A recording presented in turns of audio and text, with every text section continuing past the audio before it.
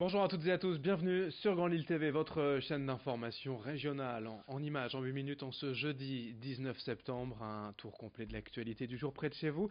L'info du Grand Lille, d'abord vos prévisions, météo bien évidemment. Et le soleil va de nouveau s'imposer partout. Aujourd'hui dans la région, dans le Grand Lille, on aura du ciel bleu, du soleil, des températures quasiment conformes au normal de saison. 19 degrés à Lille cet après-midi sous un ciel bleu généralisé. Les prévisions météo complètes après ce journal. À la une d'abord la crise des urgences et des personnels hospitaliers qui se poursuit malgré les annonces récentes de la ministre de la Santé Agnès Buzyn. En grève depuis janvier, les salariés de l'ARM, l'assistance de régulation médicale des SAMU de Lille, Amiens et Arras, estiment ne pas avoir été entendus par le gouvernement et vont donc poursuivre leur action, tout comme les personnels des urgences. Les agents des SAMU réclament plus de moyens humains et matériels ainsi que des hausses de salaire. Leur demande principale, c'est aussi et surtout la prime de risque. L'ARM est le seul service de santé aujourd'hui à ne pas la toucher. 75% des salariés se déclarent en grève et ils ont prévu de manifester avec les urgences cet après-midi à 15 heures à Lille. Explication recueillie par Rémi Desremeaux. On peut appeler les gens à se réunir à 15 heures place de la République puisqu'il y aura un déplacement de l'interurgence. Alors tous services confondus, il y aura bien sûr les assistants de régulation médicale, il y aura le SAMU avec toutes ses composantes, il y aura les urgences adultes, pédiatriques, il y aura aussi les urgences gynécologiques et obstétricales des maternités. Mais on va bien sûr continuer la mobilisation et continuer à expliquer en appelant aussi les usagers à nous rejoindre. Autre information en images, le vieux bâtiment du Forum à l'angle des rues Gustave Delory et Saint-Sauveur dans le centre de Lille va bientôt disparaître pour être entièrement reconstruit.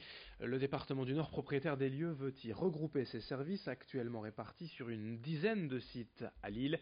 Le projet devrait ainsi permettre d'optimiser les dépenses de la collectivité en diminuant les coûts d'exploitation et d'entretien, en supprimant les coûts logistiques liés à l'éclatement des services, mais aussi le coût des loyers et des charges des sites en location.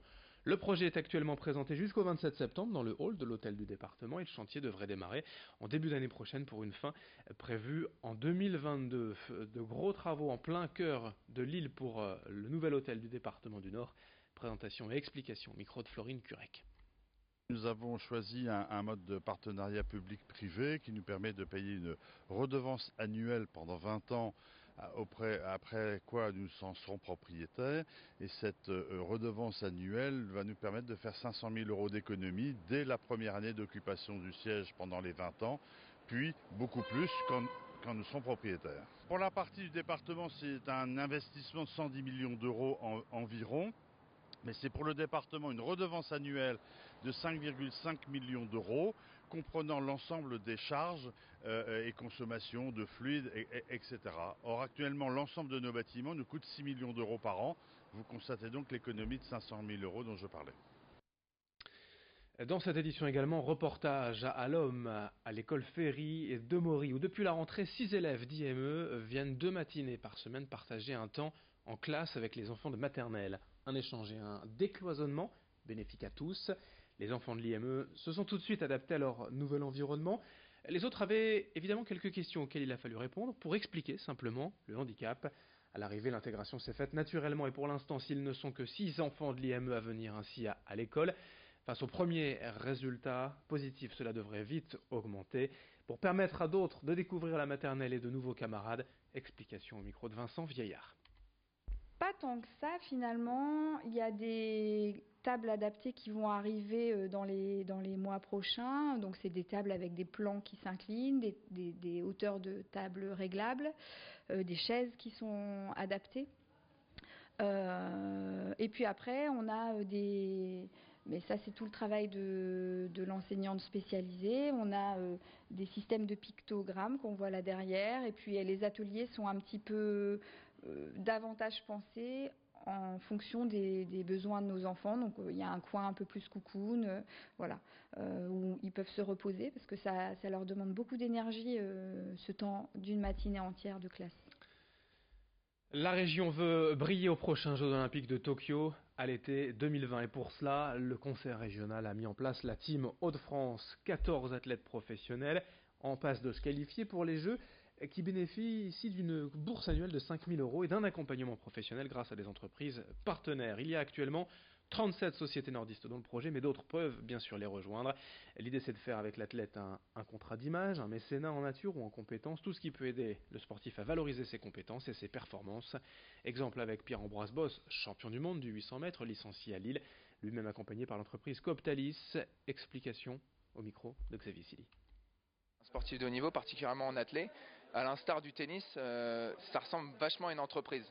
Voilà, à contrario du football ou des sports d'équipe, où là c'est les clubs qui gèrent un peu tout, on sait qu'il y a des concierges et tout. Nous, si on veut faire du haut niveau, dans mon sport, dans l'athlétisme, c'est ok, coach, on va où cette année, on fait comment, c'est quoi la stratégie et c'est quoi notre objectif. Et à partir de cet objectif, eh ben, on se met des contraintes, des limites et en fait, plus on est accompagné, plus les limites grossissent, tout simplement. Et plus les limites grossissent, plus l'objectif est haut, tout simplement. Donc voilà pourquoi moi, à l'heure actuelle, j'ai besoin de sponsors. On termine avec une nouvelle exposition labellisée Eldorado, à voir à Lille dès demain jusqu'au 6 janvier. Le Palais des Beaux-Arts accueille le rêve d'être artiste, ou comment de grands artistes beaux-arts sont devenus ce qu'ils sont aujourd'hui, des mythes de la culture. Une centaine d'œuvres des plus grands musées et des plus grands artistes, Picasso, Andy Warhol, Frida Kahlo, seront exposées pour retracer leur histoire, leur parcours. L'expo présentée dans les galeries du Palais comprendra 6 sections avec 6 thématiques différentes. L'autodérision et l'auto-représentation seront évidemment de mise pour comprendre d'où vient le génie de ces artistes. C'est dès demain au Palais des Beaux-Arts de Lille, présentation au micro de Rémi Desremeaux. Aujourd'hui, c'est pour ça que nous commençons aussi l'exposition avec une vidéo de Jay-Z, du rappeur Jay-Z, parce que rêver d'être artiste aujourd'hui, c'est plus tout à fait comme au 19e siècle ou peut-être encore au milieu du 20e siècle. C'est-à-dire que quand on rêve d'être artiste, on ne se rêve pas forcément d'être peintre ou sculpteur. On se rêve peut-être chanteur, écrivain, comédien, acteur, réalisateur de films. Même footballeur, parce qu'un footballeur c'est aussi un artiste. Donc c'est vrai qu'on se rêve d'être artiste, mais peut-être plus dans les catégories que l'on qualifie habituellement, naturellement comme beaux-arts. Ce fantasme que l'on a en tête est déterminé en fin de compte par de nombreux éléments à la fois socioculturels mais historiques. Et c'est ce que nous essayons de livrer avec cet aperçu dans l'exposition. À la fin de ce journal, merci à vous de l'avoir suivi. Dans un instant, d'autres informations, d'autres images et dès le prochain quart d'heure, un nouveau journal. Très bonne journée à toutes et à tous.